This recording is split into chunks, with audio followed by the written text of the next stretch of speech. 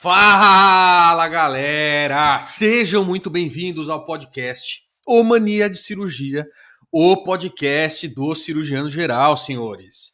Hoje estamos aqui para conversar com um convidado especialíssimo. Hoje Mas é ele é muito especial, esse convidado, que já a gente vai chamar ele aqui, mas antes eu queria saber do Dr. Adriano Flug e do Dr. Diego Adão como é que os senhores estão essa noite tão agradável que eu acabei de rimar para vocês. Muito bom. Eu tô bem, eu só tô um pouco sem voz, mas tô animado porque hoje o episódio promete, tô bem ansioso. Flug, sempre que você tá sem voz é um privilégio para todos os nossos ouvintes. Exatamente. Não que o Flug costume ter muita voz, né? Só pra não parecer. Quando ele tá sem voz, a voz fica mais fina ainda, né? Cara, eu não acredito que o Flug trouxe hoje nada mais, nada menos que o professor Raul Kutait, cara. Eu tô muito empolgado. O Flugão destruiu nesse convite. Eu tenho certeza que, pelo que eu vi que as perguntas que o Flug preparou aí, vai falar de conteúdo técnico, soft skills, formação médica, é navegar em volta do professor. Mas antes de chamá-lo, que eu sei que a gente pode deixar ele esperando, eu queria ler 3 mensagens de maníaco aqui, vocês me autorizam. Posso? Com certeza.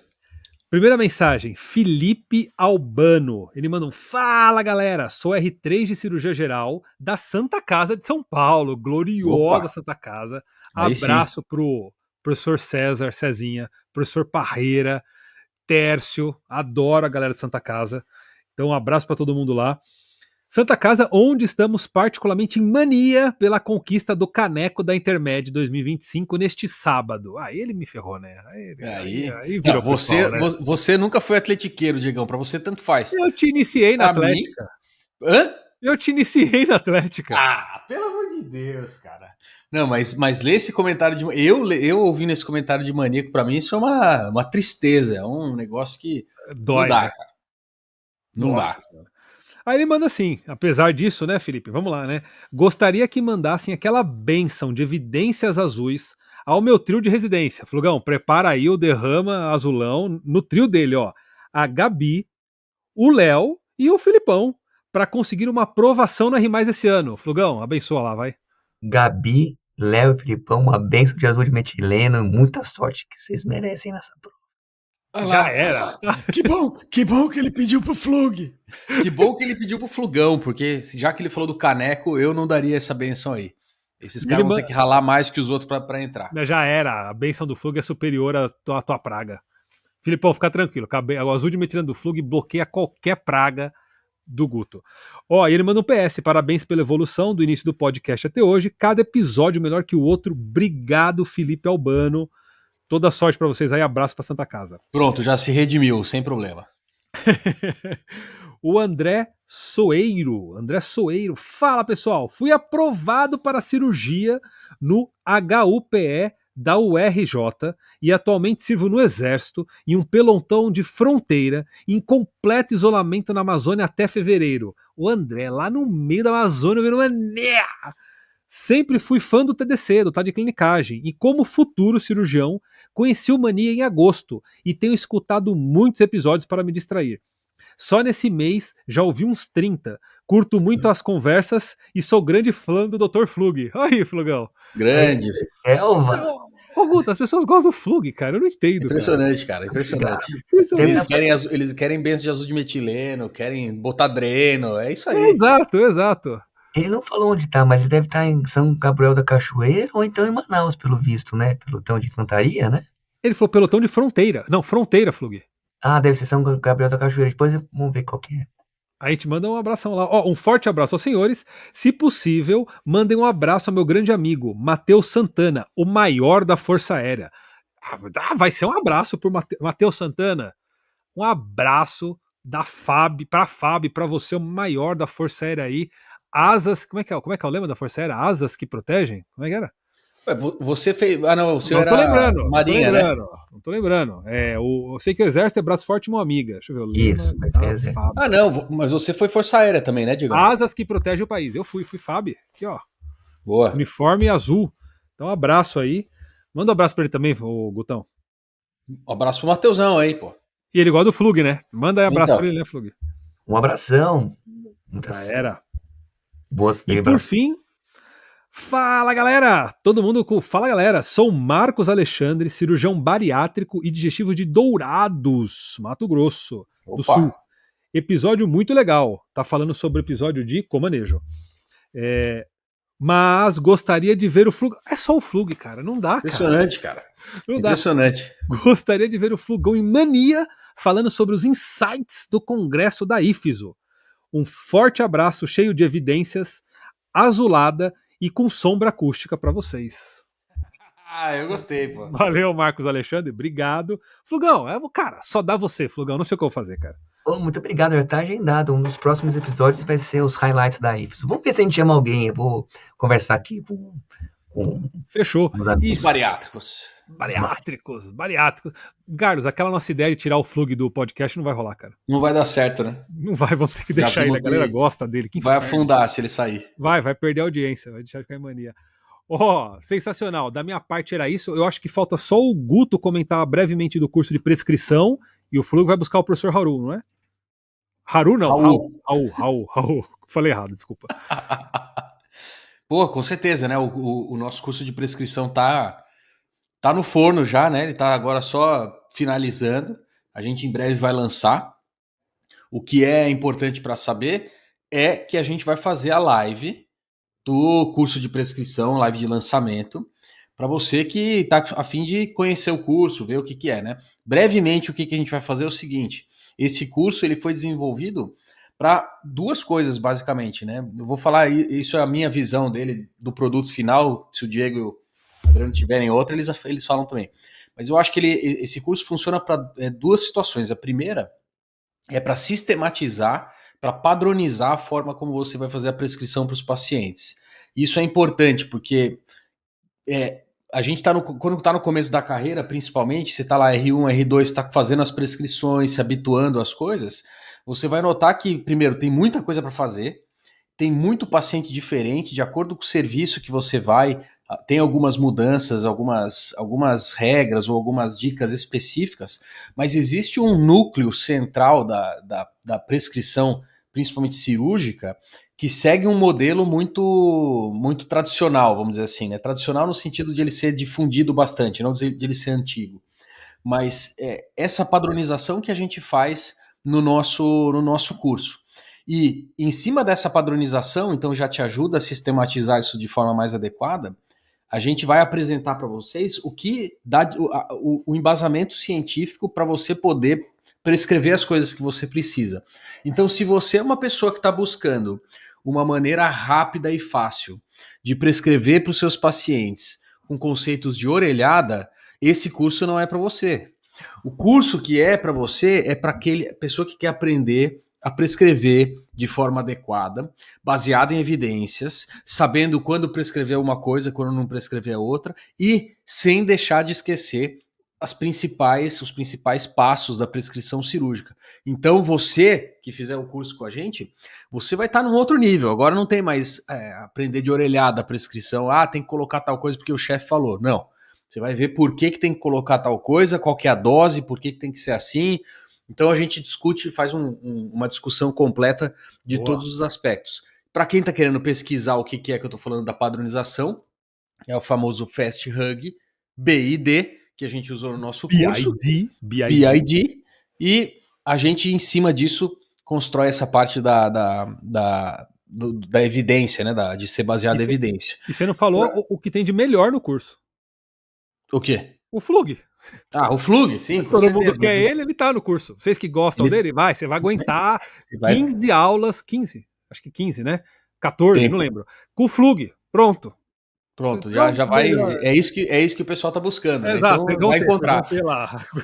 E para quem tá ouvindo agora, não se esqueça, nossa live, dia 23 de outubro, às 9 da noite, é a nossa live de lançamento do nosso curso. Então, já deixa aí na agenda, fica atento. Né, 23/10, 23 de outubro, 9 horas, horário de Brasília, hein? Só para não se confundir. Boa. Então, se preparem que essa vai ser a live de lançamento. Não percam. Já era. Flugão, busca o professor Raul lá, por favor. Muito bem. Hoje nós temos um convidado ilustríssimo, um professor, meu professor, inclusive, o professor Raul Kutaiti. O currículo dele é extraordinário, formado na USP, com mestrado, doutorado em docência, é um professor na nossa cadeira, tem centenas de publicações, títulos honorários, ele é membro da Academia de Cirurgia, um dos títulos mais importantes, cofundador de sociedades, pai de 3 filhos. Procede, professor? Isso Sim, talvez seja a parte mais difícil da carreira, formar 3 filhos bem formados. E minha realmente filha é vizinha do Carlos lá, mora em Miami. é um prazer tê-lo aqui conosco, professor. Prazer é meu. Obrigado pelo convite. Vamos nos divertir agora, né? É isso aí. Eu queria só dizer que eu estava super empolgado por esse encontro, porque eu sempre encontro o professor nos fóruns de discussão de residência médica de cirurgia, de educação médica. Nos últimos 2 da APM eu tive lá e nas mesas o professor sempre faz uns comentários muito especiais, assim, ao mesmo tempo que é provocativo, te tira daquele status quo, né, da normalidade. Eu estou ansioso pelos comentários do professor. Espero que o Adriano leve para a discussão alguma coisa da nova demografia. Eu estou ansioso para as perguntas assim. Muito bem, a ideia é fazer algumas perguntas técnicas e também da residência, da formação médica, a gente vai brincar entre essas 2 esferas. Então, já para pôr fogo, aumentar o fogo dessa fogueira, vamos para um tópico que dá muita discussão, volta e meia a gente discute em mesa de congresso ou na prática mesmo. Professor, em termos de anastomose coloretal, seja por vídeo ou seja aberta, o dreno, ele é um anjo ou um demônio? Como você vê o papel do dreno atualmente numa anastomose coloretal? Bom, tecnicamente, muita gente sataniza dreno para tudo, né? Acha que o grande charme é não usar dreno. Basta você viver uma deiscência na sua vida que você vai achar que o grande charme é usar dreno, né? Então, toda anastomose que é extraperitoneal, eu não titubeio, deixo drenado, mas sem questionar. E uma coisa que eu faço de rotina, também de drenagem, é mesmo quando eu faço uma anastomose intraperitoneal em cirurgia laparoscópica. E tem uma explicação para isso. Às vezes sangra um tiquinho. Por mais que você lave a barriga, pode ficar um pouco de sangue na região dos diafragmas, que vai dar dor no ombro. Pode ficar um pouco de sangue que coleta na, entre alças ou mesmo na região pélvica. Então eu deixo um dreno 2, 3 dias, que é para não acumular nada na barriga. E tiro, sem problema. Eu não vejo nenhum drama nisso. A única preocupação é assim, é você não ter uma hernia incisional por onde sai o dreno. Então, em cirurgia laparoscópica, eu uso o local do trocáter do quadrante inferior direito, mas eu procuro entrar de forma bem oblíqua, porque assim a gente tem os planos que não se superpõem. Se a gente entrar reto, aí você abriu espaço para uma hernia incisional, né? Eu já vi uma vez, me mandaram um paciente para reoperar, tinha entrado uma alça, o paciente obstruiu porque entrou uma alça de delgado no orifício desse do quadrante inferior direito. Então, veja, assim, eu não satanizo não o dreno e acho que ele é até obrigatório quando é extraperitoneal. Quando é intraperitoneal, eu expliquei o motivo que eu uso, que eu sei que não é a rotina das pessoas. Se eu faço a mesma anastomose com cirurgia aberta, eu não dreno, porque aí eu sei que eu sequei tudo, lavei tudo, eu tenho mais segurança para isso. Mas o dreno nessa situação é basicamente para não acumular nada na barriga, o paciente não ter dor, não ter dor no ombro, não ter uma dor abdominal, que às vezes um pouquinho de sangue irrita. Fala, mas você fez a cirurgia, ela não sangrou nada. Não sangrou nada, que sempre sangram umas gotinhas que ficam lá no meio do caminho, né? Então, é mais por segurança de um pós-operatório mais leve, só isso. Blake? Em geral, eu uso o chamado japonês, né, que é o dreno de Silastic, é o mais fino, número 8, até porque é mais barato. Veja uma coisa que a gente deve, como cirurgião, ter em mente. Conforme o lugar que você trabalha, você tem disponibilidade de tudo que você quiser. Agora, será que você precisa usar tudo só porque é o mais chique, é o mais moderno, tem um charme qualquer, sei lá? Eu vou dar um bom exemplo, apendicectomias, né? Apendicectomias, tem um monte de gente que só tira o apêndice botando um grampeador, passa o stapler e resseca. Pô, fantástico. Mas olha, eu fiz tantas, centenas mesmo, só amarrando o coto apendicular, sem nenhum problema. Qual que é a diferença de preço? Enorme. É um fiozinho que deve custar 100, R$ 150, né, já montado, não sei exatamente o preço, versus um grampeador que vai custar 2, 3 mil reais. Tem que pensar nessas coisas, né? Parece até que o charme é você usar a última das últimas novidades. Não é verdade, não é verdade. Né? Por exemplo, eu tenho disponibilizado usar o clipador descartável. É uma maravilha, é muito mais tranquilo. Em vez de tira, põe, você vai lá e clica, clica, clica. Só que custa muito mais caro. Então, para que usá-lo? Para que usá-lo? Talvez numa outra condição especial, né? Então, acho que em cirurgia, fora a qualidade do que faz, que tem que estar em primeiro lugar, a gente pode também dar umas ajeitadas em termos de quanto vai custar o que vai ser feito. Diego, Carlos? Um dia me Perfeito. perguntaram, viu, Adriano? Um dia me perguntaram, tinha uma instrumentadora de um colega nosso, que ela instrumentava no Incor sempre, e ela instrumentou para mim, nem por que motivo. Ela via que eu não desperdiçava fio, né? Ela falou assim para mim: Nossa, só viu você e o Adib Jatene economizar fio assim em campo, né? Eu brinquei e falei para ela: só porque nós dois já ocupamos cargo público e nós dois sabemos quanto custa jogar dinheiro fora, entendeu? Por esse Sim. motivo. Professor, o senhor falou, eu tenho desespero. Às vezes eu vou entrar em algumas cirurgias e, por exemplo, uma troca de peritonostomia, uma troca de Barker, que não vai usar nenhuma ligadura, vai só trocar o curativo. E aí na mesa, Uhum. assim, tem uma lâmina aberta, uma 15, uma 11, uma 21. Um algodão, 2 zeros e um 3 zeros no campo preparado. Naquele cenário que o residente cria aquela expectativa assim, não pode ter nada que peça que eu não tenha disponível imediato porque eu vou levar bronca. Então, existe uma cultura em muitos serviços de abrir tudo que pode ser utilizado, que é de baixo custo, em teoria. E aí, Uhum. abre-se lâminas que não vão ser utilizadas, fio, que aí termina a cirurgia, você tem aquele monte de material desperdiçado. Não sei se o senhor já viu isso, para deixar de recado pro pessoal aí que gosta de abrir 2, 3 lâminas, 2, 3 fios. Bom, quando eu era estudante, eu adorava que sobrava fio, porque eu levava para casa para treinar nó no meu criado mudo à noite, né? Eu não dormia antes de dar uma montanha de nós, né, para treino. Eu pegava os que sobravam. Mas é um absurdo. Acho que você tem que abrir aquilo que você, em princípio, calcula que vai precisar. Tem que ter na sala. Você pode ter o bisturi o 11, o 15, o 21, o 22, o 4.500, o que você quiser, na sala. Agora, qual que o cirurgião costuma usar? Qual que ele gosta de usar? Isso é uma coisa para você saber com antecedência. E vai abrir aquele. Ih, caiu no chão, contaminou. Tem um segundo, lá do lado, é só a circulante de sala ir lá e te abrir. Então, a gente tem que pensar no desperdício.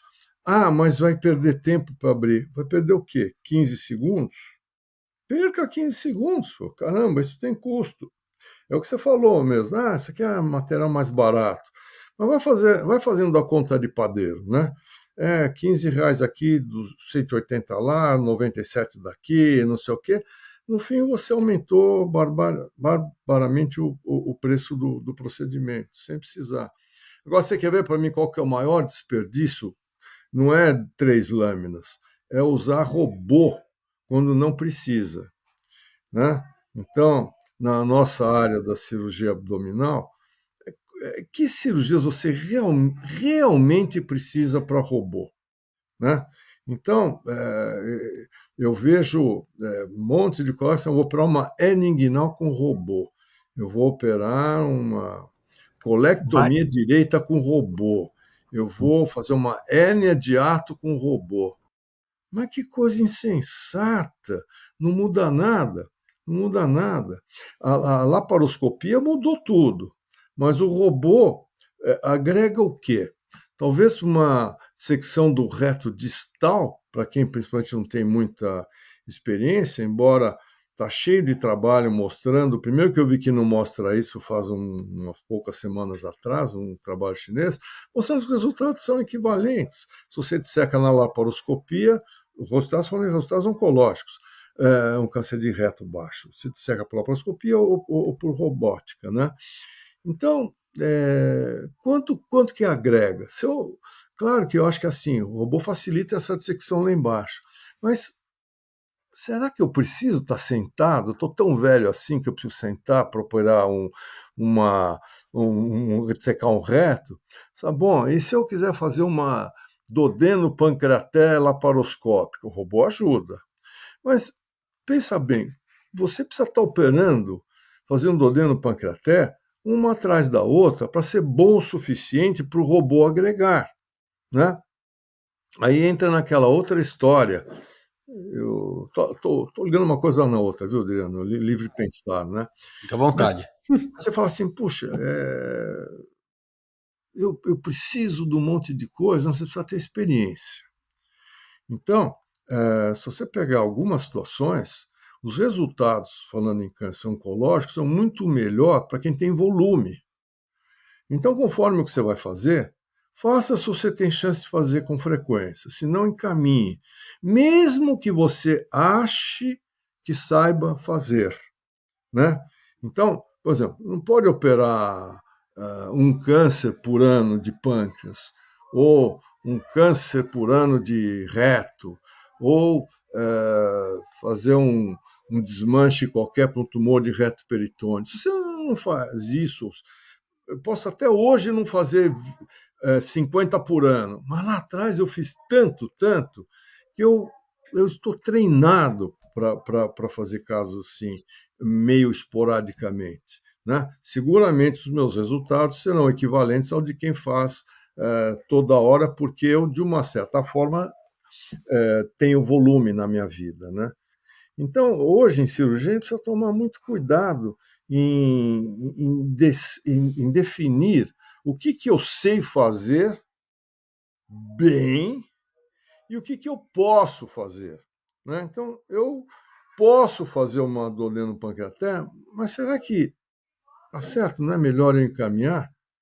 Bom, mas como é que vai ficar meu prestígio aqui? Pô, eu estou encaminhando e... está encaminhando. Se o prestígio tem que aumentar. É como assim, tem cirurgias que eu estou numa fase muito boa da vida nesse sentido, porque assim, eu lembro a primeira ressecção hepática que eu fiz no HC. Eu tinha acabado a residência, era cistentoide, né? Então, o paciente tinha um tumor de reto sigmoide e tinha uma metástase em segmentos 2, 3. Aí, o que aconteceu? Fui tirar. Chegou na visita, levei cacetada da com pau. Como que eu tirava um pedaço de um fígado? Foi uma coisa de muito tempo atrás. Como que eu tiro um pedaço de um fígado de um cara de 70 anos de idade? Muita cirurgia, né? Aí eu falei, pois é, mas acabou de sair um artigo do Adson, lá da Clínica Maio, onde ele mostra 40% de sobrevida de 5 anos para a ressecção de metástase única de fígado. Não, mas mesmo assim, não sei o quê, que era o caso, né? Esse paciente viveu mais 5 anos, né? Viveu mais 5 anos. Então, que eu fiz questão, né, de acompanhá-lo no ambulatório, eu que acompanhava. Então, assim, a gente precisa saber, hoje se eu tiver tirar uma metástase que está no meio do fígado, eu não faço isso toda hora. Então, eu tenho duas alternativas, ou encaminho de vez, ou, de repente, eu pego para um cara que está fazendo toda hora operar comigo. E tem horas que até prefiro encaminhar.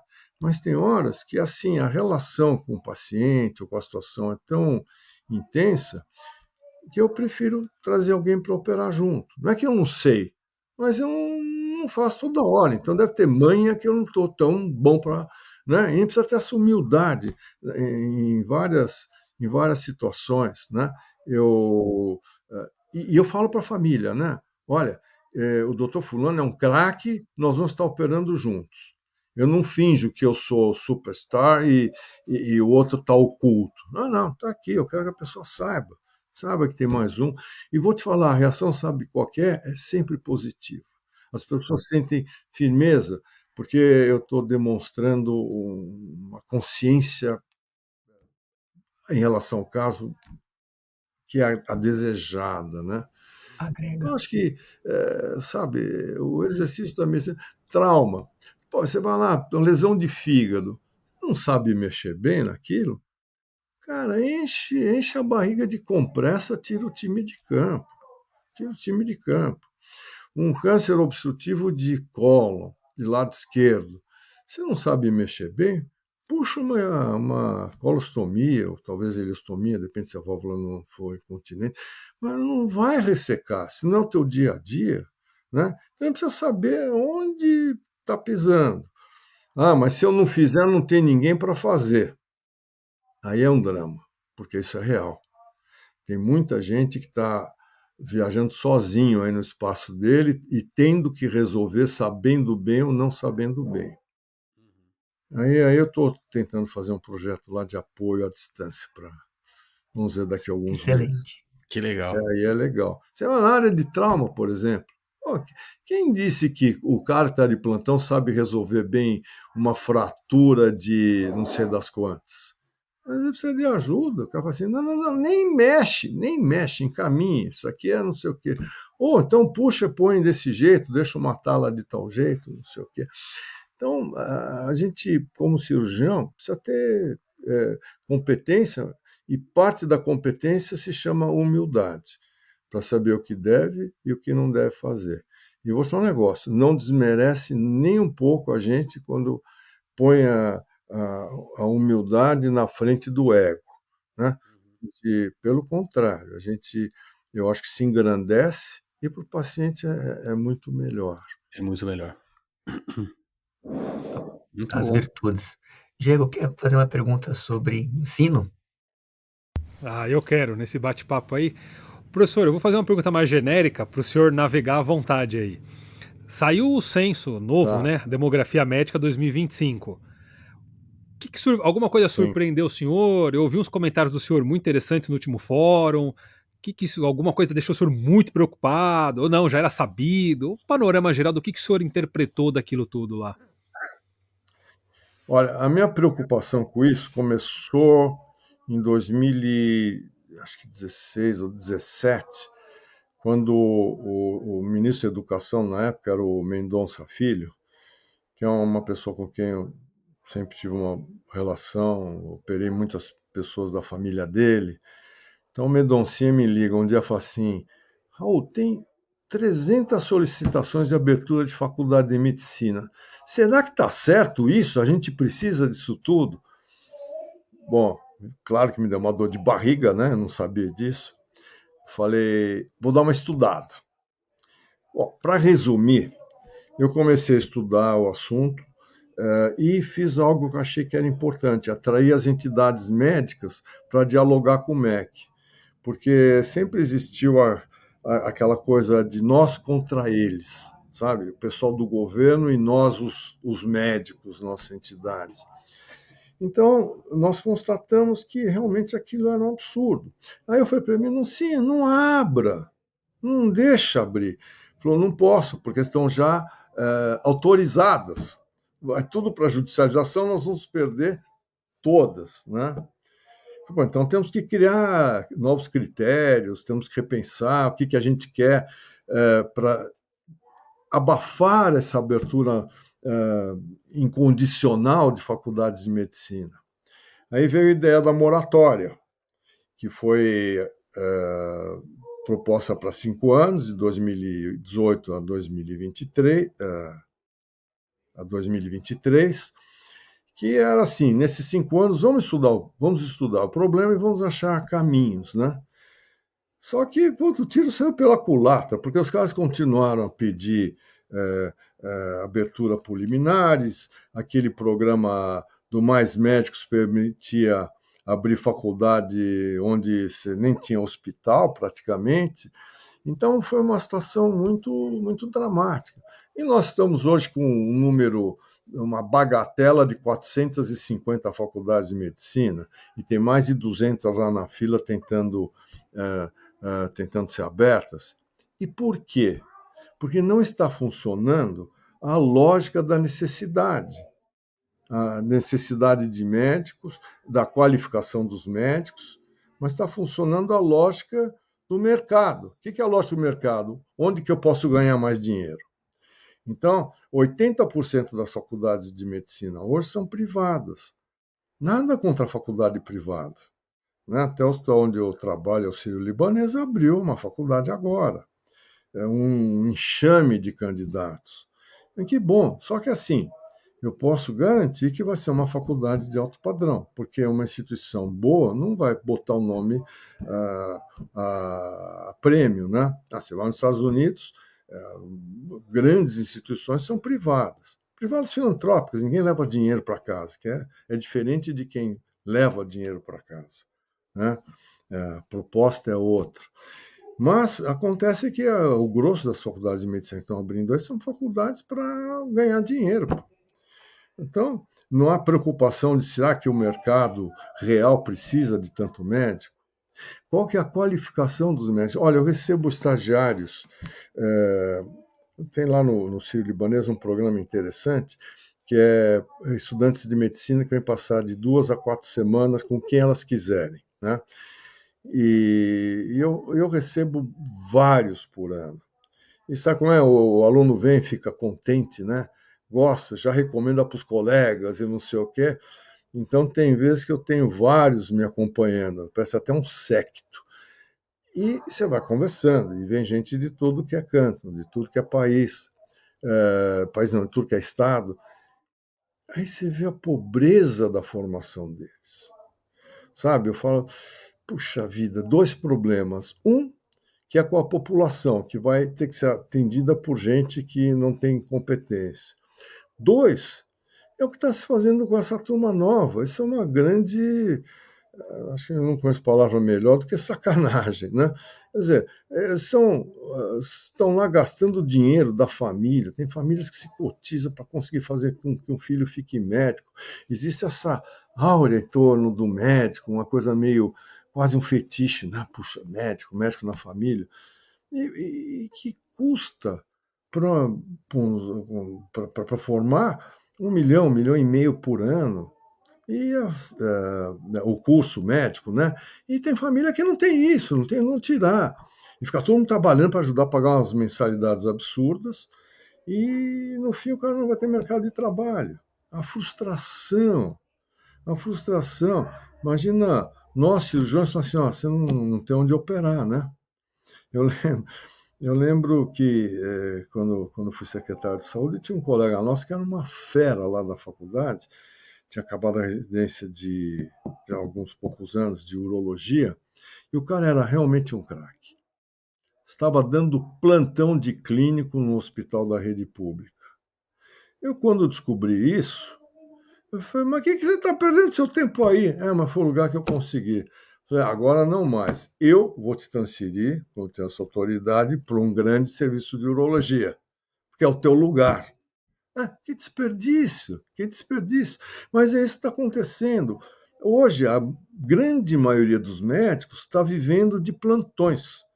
3, 4 plantões por semana. Então, que bom, tem tempo livre. Que bom, caramba, você ser plantonista, uma hora não dá mais, não enche mais a alma. No começo até é legal, mas se você tem formação de cirurgião e não opera, como é que fica? Se você tem formação de cirurgião, mesmo que você opere no seu plantão, você não sabe o que vai acontecer na semana seguinte com seus pacientes. Não é isso que a gente quer? Não é, não é. Eu vou contar um casinho. Eu estava uma vez, ano novo, né, no Guarujá, com minha família. E e fui passar, fazer a viradona na casa de um amigo, e que era lá do outro lado, lá na outra praia. Aí insistiu, a festa era lá, tá? Falou, pô, vocês dormem aqui, não sei o quê. Eu falei, então tá bom, então eu vou ter meu apartamento, pegar roupa para mim, minha mulher, e vamos em frente, né? No caminho, achei um garoto estirado no chão. As pessoas só olhavam assim, ninguém fazia nada. Eu botei no meu carro, era uma piroazinha, botei o carro, levei para o pronto-socorro lá do Hospital Santa Marta, que era a única coisa que existia na época para atendimento.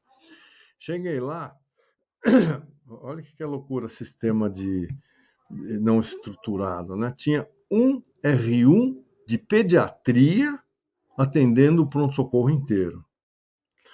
Tinha doente esfaqueado para ser operado, tinha um monte de caso encrencado. Óbvio, né, que eu acabei meia-noite, eu cheguei lá tipo 1h da manhã, saí de lá às 9 da manhã. Dane-se a noite Nossa! fogo, né? Operei. Então, operei um garoto que tinha tido uma facada no duodeno e que queriam roubar um reloginho porcaria dele. Bom, como médico, eu fiquei muito feliz, muito satisfeito. Eu acho que eu gostei mais daquela noite passada lá do que se eu tivesse dentro de uma festa. Vocês sabem o que é isso. Quem é cirurgião e tem aquela garra lá dentro sabe que é bom isso, né? Só cirurgia. Bom, minha frustração. Volto na semana seguinte, no outro fim de semana, né? Porque o pessoal fica na praia e é fim de semana. Volto no outro fim de semana, vou lá no hospital visitar o garoto. Cadê? Morreu. Como morreu? Porque o cara que estava de plantão resolveu tirar o dreno no primeiro dia, né? E o doente, o menino lá teve uma deiscência, peritonite e morreu. Ele tinha 20 e pouquinhos anos, né? Então, esse negócio de ser plantonista, o caso não é teu. O caso não é teu. Então, você pode dar tudo que você sabe e o que vem depois de você formação precária, e hoje cada vez isso será mais comum, e toma decisões erradas. Então, não satisfaz, não satisfaz. Né? Você vê, mesmo quem dá plantão em UTI, porque UTI tem que ser regime de plantão. Quem é mais feliz, eu sinto, é o que faz a horizontal, porque ele pega os doentes e vai acompanhando, acompanhando, acompanhando. Quem me dá um plantão de 12 horas só por semana, ele tem que ouvir e contar o que aconteceu, né? É como você contar, pô, como é que foi o jogo do Palmeiras aí, do Corinthians, né? Ah, foi 3-2. Ah, é legal, quem marcou? Ah, um foi o fulano, outro Beltrano. Ah, que bárbaro, né? Que emoção o cara tem. Ele está ouvindo alguém contar o placar, parou por aí. Ele não está vivendo a história. E para nós, cirurgiões, a gente tem que viver a história do começo ao fim. Eu tenho que ver o jogo 45 mais 45. Aí eu estou participando, né? Acho que é mais ou menos por aí. Excelente. É uma sensação de propósito, né, professor? Acho que enche essa sensação que a gente tem não sei nem se é de propósito a palavra, mas é de uma sensação de que você está contribuindo, né? Sei lá. Ah, que você está contribuindo, você está fazendo um negócio que você se preparou, né, para fazer, você gosta. Né? Uhum. Eu já vi muitas definições de sucesso na vida, a maioria de cunho materialista. Mas tem uma que me pegou bem, é uma das minhas duas prediletas, que eu vi do Sheikh El Zayed, é o cara que inventou os Emirados Árabes. Me convidaram para dar umas aulas lá na Índia e eu troquei de voo em Abu Dhabi. Uhum. Então tinha uma frase na parede desse El Zayed, que era um visionário, e estava escrito assim: sucesso é você fazer o bem para você e para os outros. Eu falei, porra, mas que simplicidade de raciocínio. E é isso. Então, se contar para o cirurgião o que é sucesso, pô, sucesso é o que eu operei X casos, resolvi tantos casos e não sei o quê. Pô, fez bem para não sei quantas pessoas. Sim, mas o cirurgião fez bem para ele mesmo também. Ele fez um negócio que encheu a alma dele, encheu todas as necessidades, vamos dizer assim, de vida, né? O problema é quando o cara deixa de gostar. Aí eu só tenho um conselho. Não gosta mais? Por que você não pulou fora ontem? O que você está fazendo aqui hoje? É. Porque ou você faz com paixão, com entusiasmo, né? Puxa, Ou melhor não fazer. quantas vezes eu vi aqui em casa chegar assim à noite, putz, em vez de bater papo com a mulher, com os filhos, não sei o que, papai, você quer, pumba, se estatelar na cama de cansaço. Aí toca o telefone, é 1 da manhã, quem está do lado só escuta assim: tô indo, tô indo. Ah, você não estava desmaiado de cansaço? Pô, que ânimo é esse daí? É o ânimo de quem vai fazer uma coisa que agrada, que chama. É o chamamento que o cirurgião tem. Por isso que os cirurgiões têm dificuldade de largar a medicina. Né? Mas nós temos um problema, que é diferente do clínico. O clínico pode ser mais longevo que a gente. Ele está atendendo um caso que eu não sabia muito. Ele, então volta terça-feira que vem e dá uma estudada, conversa com alguém, não sei o quê. O cirurgião tem um momento que, querendo ou não, vai existir um certo declínio físico, mental, intelectual. E a dificuldade para você saber qual que é esse momento. Será que eu estou bom para operar tudo que eu operava antes? Será que eu devo deixar de operar algumas coisas, né, como muitos fazem, principalmente nos Estados Unidos? Né? Será que eu paro de vez ou só diminuo? Mas se eu diminuo, eu vou fazer o quê da minha vida? Sem fazer mais nada. A gente não aprende a fazer mais nada, não aprende a gostar de mais quase nada. Né? Ah, não, mas eu tenho grandes hobbies e não sei o quê, papapá. Olha, provavelmente, se você tem grandes hobbies, quer dizer que você não está tão dentro assim da cirurgia. Eu conheço gente que tem, gente que é de uma competência especial e consegue ter as duas coisas, mas principalmente em áreas que não precisam dele nos fins de semana. Então, se atender uma hemorragia digestiva, sei lá se é segunda-feira ou se é sábado à noite. Não sabe, né? Você não tem essa disponibilidade. Ah, não, mas olha, você estava no congresso 2 semanas atrás, aí encontro um colega de Porto Alegre e fala assim: olha, cara, tchê, eu de sexta-feira já vou para não sei aonde, vou para praia, não sei o quê. Eu falei: eu não. Eu não, eu me sinto de prontidão o tempo todo. Mas. Porque a minha vida foi assim o tempo todo. Eu não posso. Eu nunca poderia falar: olha, sexta-feira você desculpa, agora eu vou para a praia, não posso atender. Né? Eu, se estiver na praia e me ligar, eu volto correndo, pô. Até hoje. Até hoje. Carlos, quer fazer Sensacional. uma pergunta? Putz, eu tenho tanto para perguntar, mas eu queria perguntar uma para o professor que é uma coisa meio de comportamento também. A gente tem, professor, muita gente que escuta a gente, que trabalha em serviço público, tem carreira acadêmica, etc. Mas a gente também tem muita gente que trabalha em serviço particular e aí tem que saber lidar. E às vezes o colega trabalha nos dois, ele tem que saber navegar nesses dois ambientes, né? E como o senhor tem uma presença muito marcante em hospital privado, eu queria saber se o senhor daria algumas dicas para quem está ouvindo a gente. O que o senhor acha em termos de comportamento, de como o cirurgião se porta no hospital, etc. O que o senhor acha que essas pessoas têm que ter em mente quando elas estão num serviço, como o senhor estava comentando, que tem tudo disponível, que tem uma estrutura administrativa muito mais robusta no sentido de ficar olhando resultados, ficar olhando as proporções, o custo-benefício da coisa. O que o cirurgião tem que ficar atento, não só nessa parte financeira, mas eu queria saber mais de comportamento do próprio cirurgião com os tipos de paciente que também é diferente. Alguma dica que o senhor queira contar para a gente aí que seja. Existem dois conceitos distintos. Um é da igualdade. Eu trato todo mundo igual. Balela. O critério é equidade. Eu trato todo mundo da maneira que ele precisa. Então, chega um paciente, às vezes, que te requer menos. Tem paciente que te requer mais. Então, eu estou acostumado na minha vida, tive a oportunidade de cuidar de um monte de gente que não tem um tostão, doentes de HC, né? Teve uma época eu também dirigi um serviço de cirurgia de um hospital do SUS. A exigência deles é diferente, porque eles estão se sentindo recompensados por estarem sendo atendidos.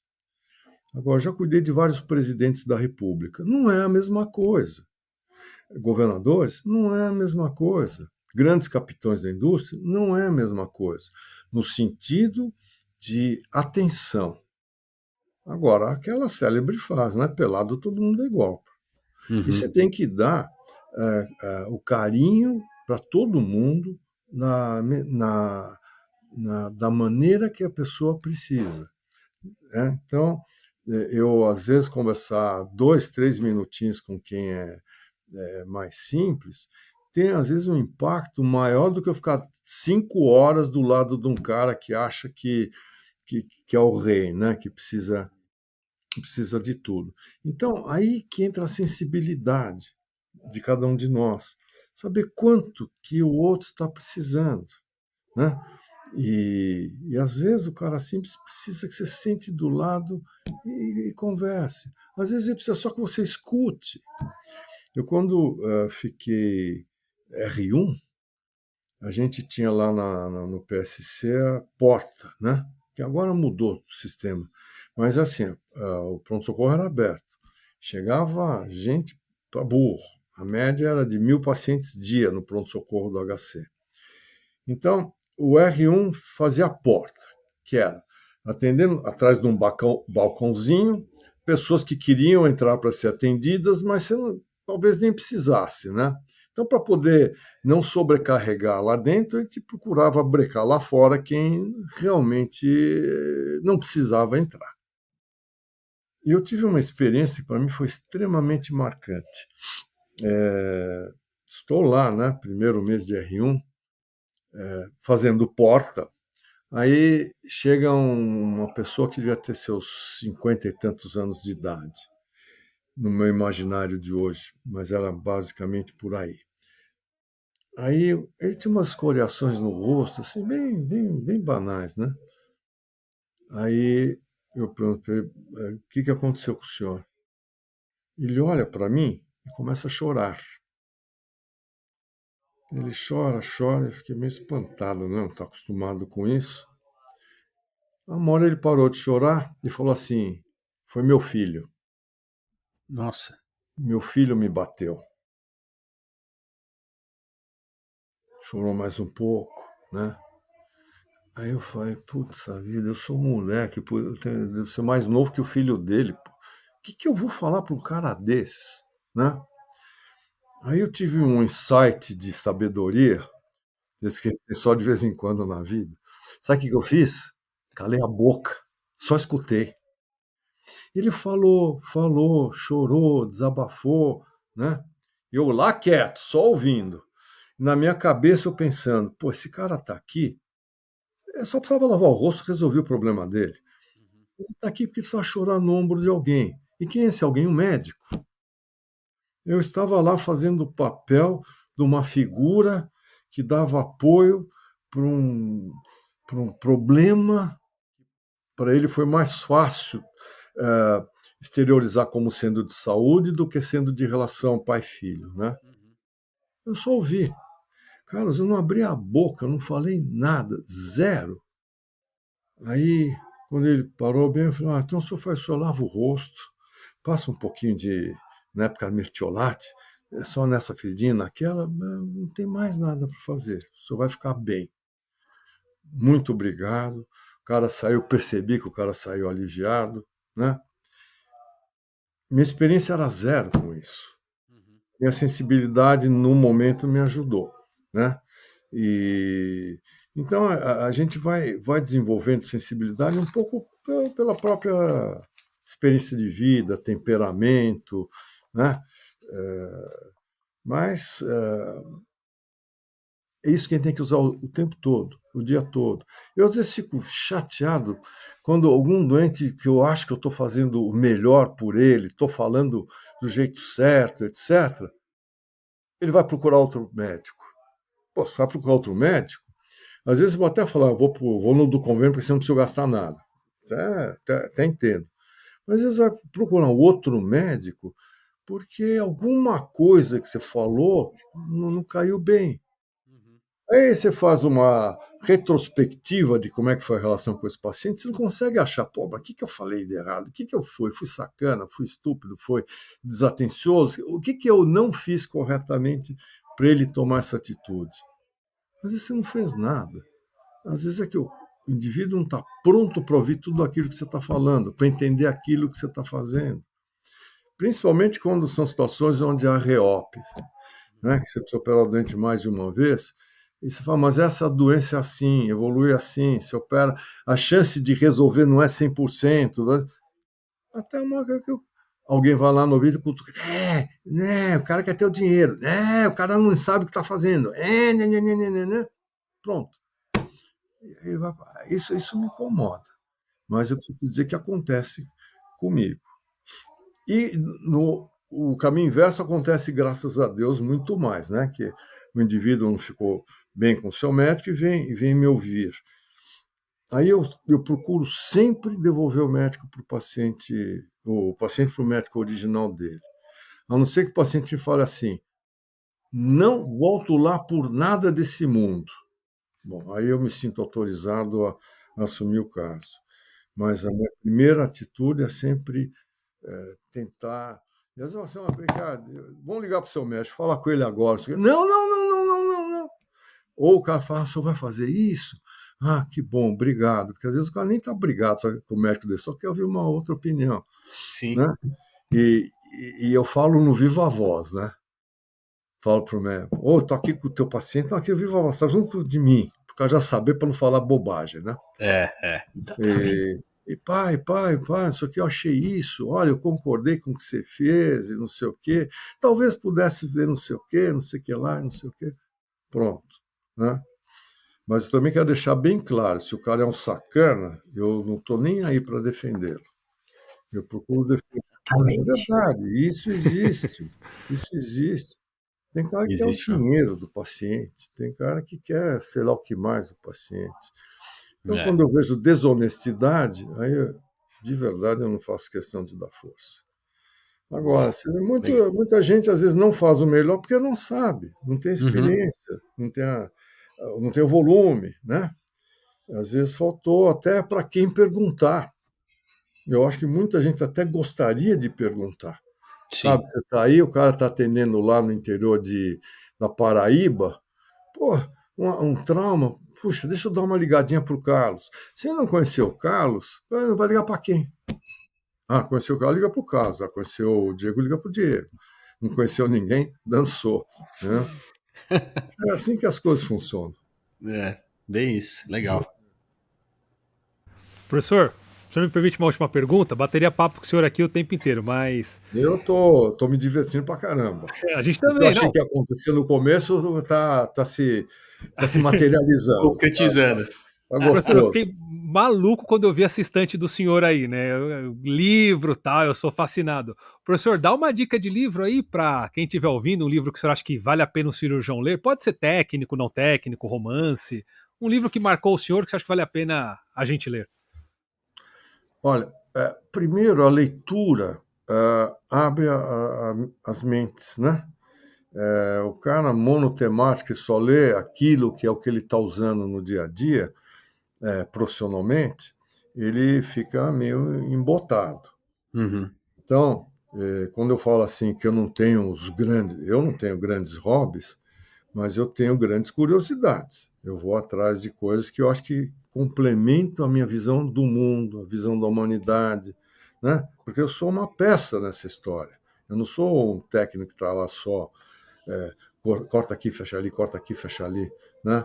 Não sei se vocês viram aquele filme Tempos Modernos do Charlie Chaplin, que ele fica só apertando o parafuso, de repente ele se distrai um pouco, corre para trás para apertar os que ele não tinha apertado ainda. A vida não é isso, né? Então, em relação a livros técnicos, eu diria que eles praticamente morreram, viu? Porque hoje, com o acesso que a gente tem, você clica no PubMed, você acha artigos espetaculares atualizados de revisão. Tem o JAMA, né? O JAMA Surgery, por exemplo. Pô, JAMA Oncology. Eu tô, você, pô, tá recebendo um monte de coisa. E eu, muitas vezes, não dá para ler agora, mas eu tenho tudo arquivado aqui no meu computador, né? Então, sei lá, pego uma revisão de alguma coisa que me interessa, eu não preciso mais de tanto livro como antes. Eu acho até que eu estou escrevendo um capítulo para um livro agora que vai sair nos Estados Unidos, né? Pô, mão de obra para escrever é absurdo. E até porque escrever em inglês é um pouco mais difícil para mim do que escrever em português, óbvio. Mas, embora eu saiba fazer isso, não é a mesma coisa. Uhum. Agora, para botar referências e não sei o quê, papapá, né? Aí eu pego artigos de revisão sobre o mesmo assunto. Tá tudo lá. Por que eu estou fazendo isso de novo? Não precisaria, entendeu? Não precisaria. É. Aqui tem o cara que vai editar o livro, vai ficar. Não vai mudar muito. Então, livros técnicos eu praticamente não compro. Não tenho vários, mas são livros assim, um ou outro de referência, ou até porque tem material para eu escrever, mas se entrar no PubMed, eu tenho praticamente tudo que eu preciso. Livros não médicos. Aí eu sou bem eclético, né? Dependo do momento, né? Então, por exemplo, eu li um livro que eu amei, chamado A Vida Imortal de Henrietta Lacks. Já ouviu falar desse livro?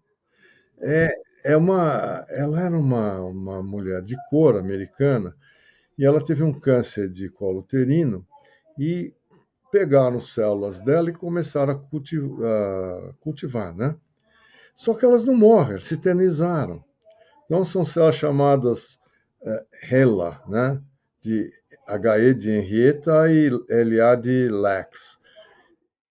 Então, eternizadas essas células. Então, é incrível, porque você vê todo o processo para isso acontecer, e depois, assim, a segunda parte, naquela época você não pedia licença, não tinha que ter autorização, você ia fazendo. Então, os laboratórios que comercializaram isso se encheram de ganhar dinheiro, e a família pobre. Então, o livro também comenta o outro lado, né? Quer dizer, como você compensar de alguma forma a família dessa mulher. É interessante, bem interessante. Nem outros, eu gosto de. Às vezes eu pego alguma coisa que o Paulo Bonfim, poeta, escrevia, e às vezes eu leio um texto dele, às vezes leio um texto da Lígia Fagundes Telles, às vezes leio um texto de outros autores. Eu não tenho muita paciência de ficar lendo livros de romances, não sei o quê. Mas de vez em quando eu pego, se é de algum amigo, né? Outro dia eu peguei o livro do Tony Bellotto, o último, que é dos Titãs, e ele gosta de escrever, né? E ele escreve legal, ele escreve contos policiais, mas são livros finos. Então, no fim de semana, você se diverte. Aí depois você liga e fala, pô, você escreveu isso, e não sei o quê, eu gostei disso, gostei daquilo. Interage com a situação. Gostoso. Sensacional. Eu comprei um livro agora chamado After the Ice, de um cara que está aqui do meu lado, até não comecei ali, chamado Mitten. Porque eu vi uma série, quando eu vou fazer esteira, eu pus numa série que é de arqueologia, um cara incrível mostrando civilizações não é de 2.000 anos atrás, 5.000 anos atrás, 10.000 anos atrás, 12, 13.000 anos atrás, e no mundo inteiro, formas de pirâmides, né? E todas essas civilizações. Pô, é fascinante, porra, todo mundo era burro mesmo, o homem era o Neandertal, pô, e de onde veio o conhecimento para fazer tudo isso que eles fizeram? Intrigante, intrigante, de onde a gente vem, né? Então, aí comprei um livro, né, nessa área para ler, e agora ontem chegou esse outro que eu comprei lá nos Estados Unidos. Meu filho chegou de viagem e trouxe para mim. que eu estou curiosíssimo para ler, porque é a história do homem do ano 20.000 antes de Cristo a 5.000 antes de Cristo. Nossa. Olha o tamanho do livro, pô. Nossa Senhora. Quanta coisa aconteceu aí que a gente não sabe. Quanto tempo eu vou levar para ler esse livro? 1000 Uma anos. montanha de tempo. Aí a pergunta, vou ler o livro inteiro? Óbvio que não. A hora que eu estiver satisfeito com a mensagem, eu paro. Eu vi isso aqui lendo um livro que era um diálogo do Humberto Eco com Carrière, dois filósofos. O livro era fino, mas cada página tinha umas 8 referências de pessoas, de livros, não sei o quê. Eu falei, pô, esses caras são... eu nunca vou saber 10% do que eles sabem da vida, de filosofia, não sei o quê. E era tudo com citação, né? Pá, pá, pá, pá. Aí uma hora um pergunta para o outro. Um tem a biblioteca não sei quantos mil livros, outro não sei quantos mil livros.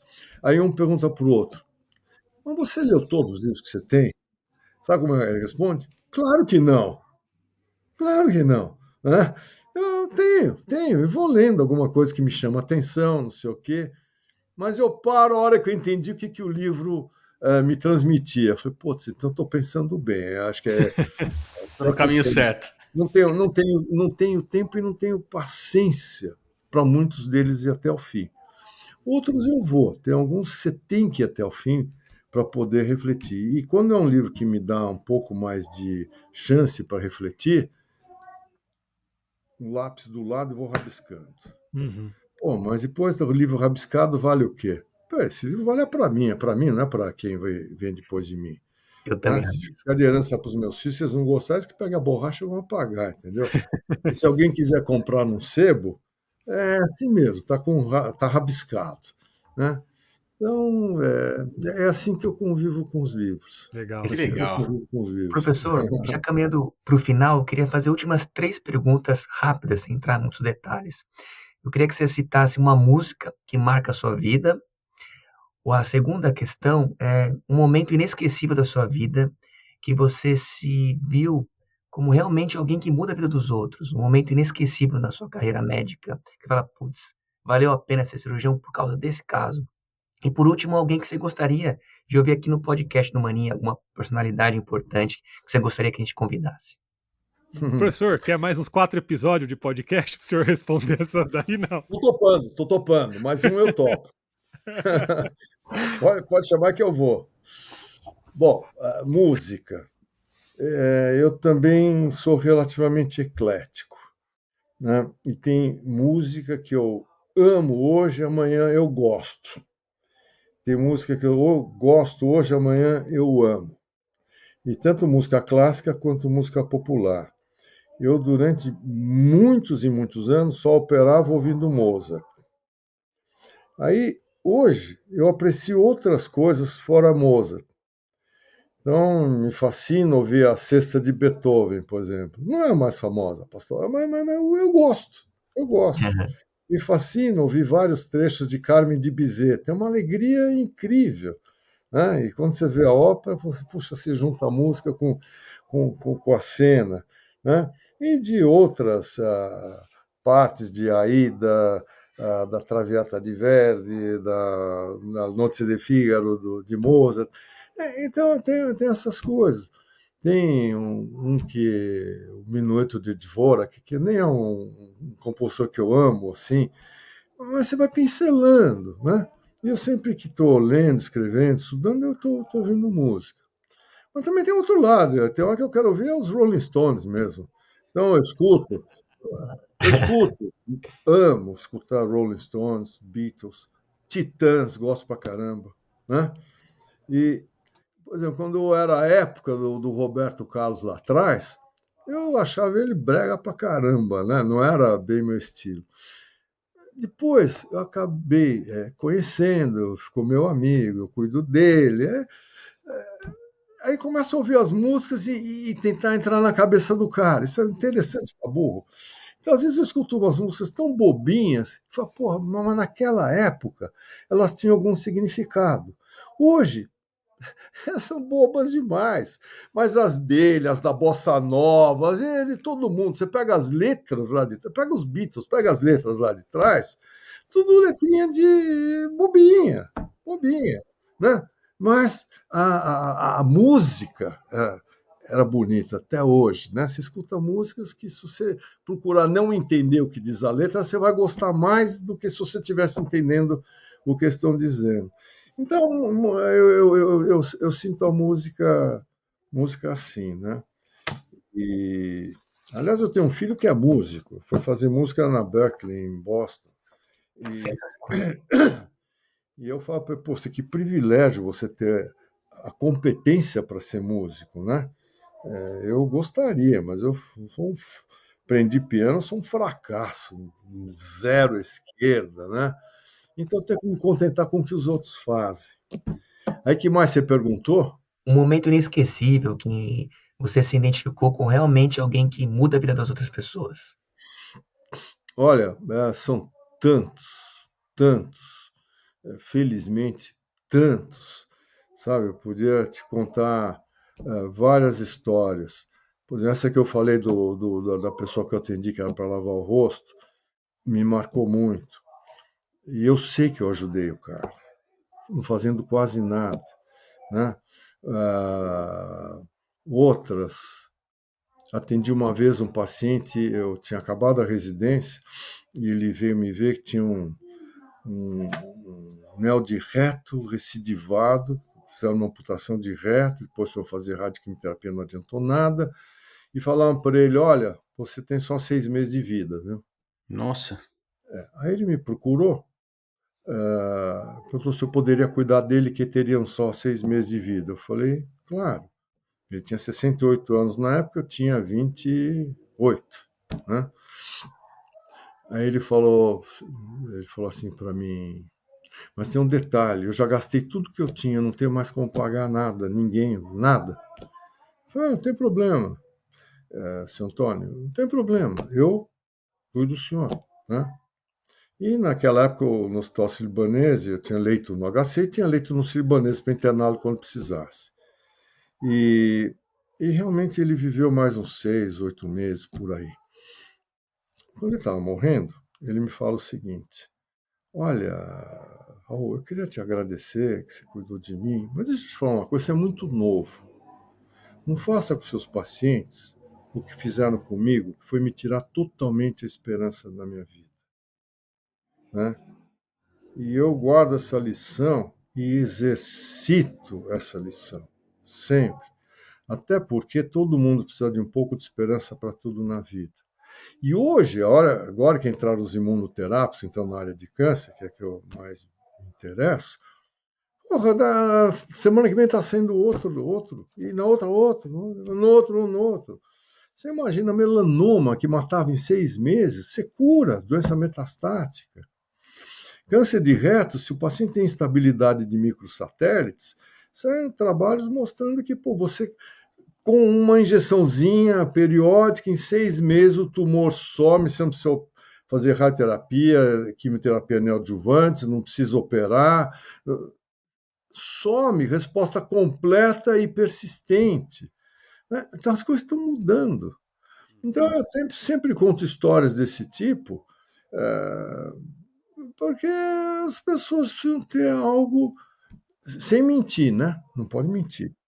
E eu sempre também, quando é aquelas famílias falando assim, olha, não fala para ele, não fala para ela não vai tolerar saber que tem um câncer, né? Aí eu falo, deixa eu explicar um negócio.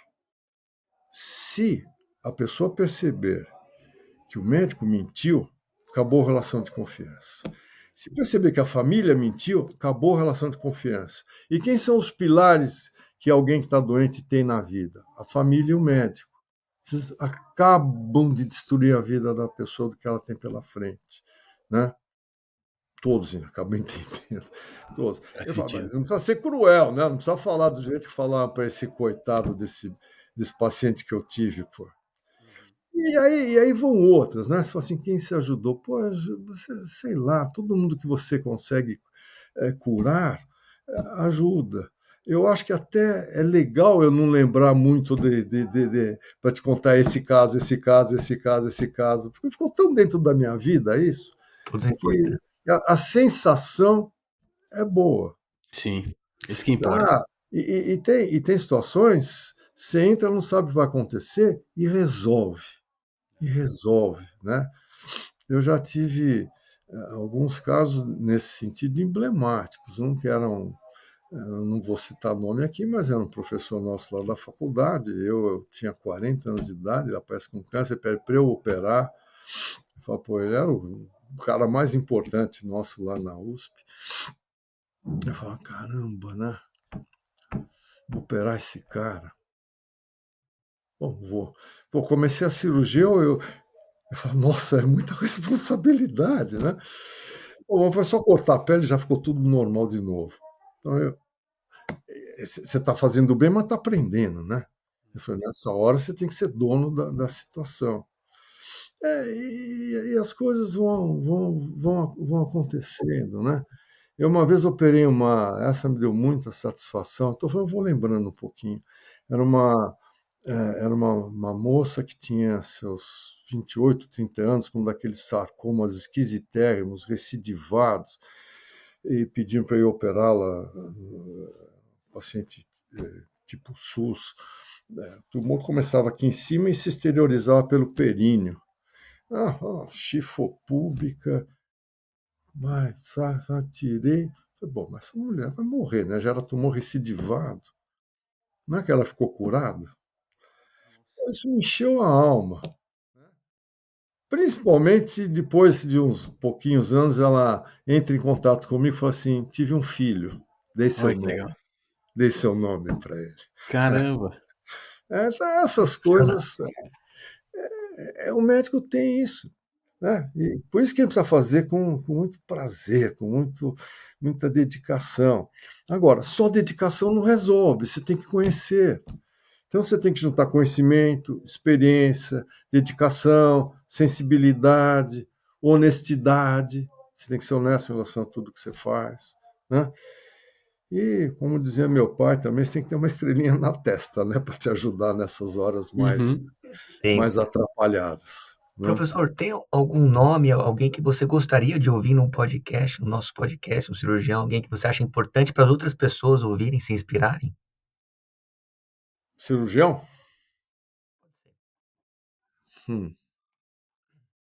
Posso pensar, depois eu te respondo? Será um Pode. prazer. A gente Né? põe no próximo episódio. É bom que a gente deixa deixa pro pessoal. Quando você me chamar de novo, Adriano, aí eu te respondo, tá bom? Boa, combinado. Professor, muito obrigado, foi sensacional. Eu que agradeço, gostei muito. Professor, obrigado mesmo. Todo mundo tem certeza que curtiu demais. Até a próxima. Ô, Carlos, estica aí mais um ano, cara, não volta. Viu? E se der para esticar mais 2, estica. Porque aí você volta preparado para contribuir muito mais do que hoje você poderia. Você ganha uma autoridade ambiental que vai fazer diferença quando você voltar. Legal. E a gente precisa de gente da tua faixa etária que faça isso.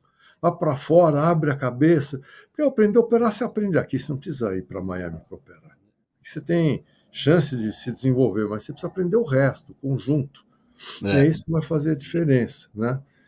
Eu aprendi muito isso quando eu fui ser fellow, e quando eu voltei para o Brasil, eu falei, pô, precisam ter centros de câncer em hospital que não é só de câncer. Eu fui aprendendo, mexendo, montei o Centro de Câncer do Sírio-Libanês, durante muitos anos foi líder, né? De lá saíram muitas pessoas. Então, quando você faz um período fora, como você está fazendo, de uma certa forma você ganha uma obrigação moral de trazer um plus para o seu meio ambiente. Então, já te cutuquei, já te atrapalhei a vida aí. Que isso, obrigado pelas dicas, professor. Tchau. Tchau, obrigado.